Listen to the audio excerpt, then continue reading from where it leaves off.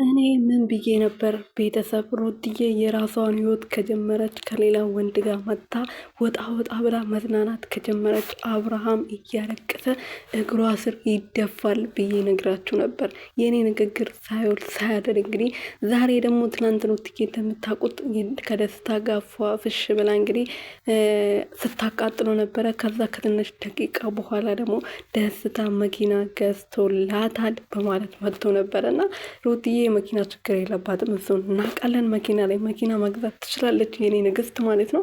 አብርሃም ግን ሩቴ ከሱ ህይወት ወጣ የራሷን ህይወት ብትኖር ቅጥል ድብን ነው የሚለው። እሱን ደግሞ እናውቃለን። ይሄው ትላንትና እንደዛ ተደርጎ ዛሬ ሳይውል ሳያድር ሀዘኑን መግለጽ ጀምሯል። እንግዲህ እንደዚህ ፊቱን ሎምቦጩን ጥሎ መጥተዋል ማለት ነው።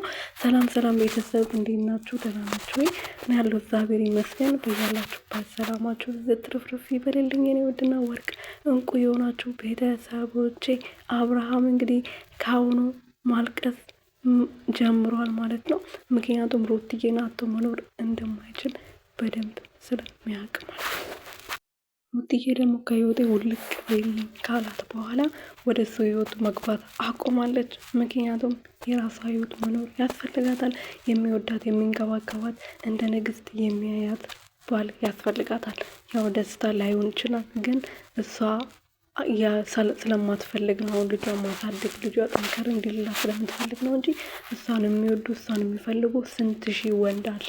እቺን የመሰለች ንግስትና ጀግና ብርቱ ሴት አግኝቶ ማን ይተዋል?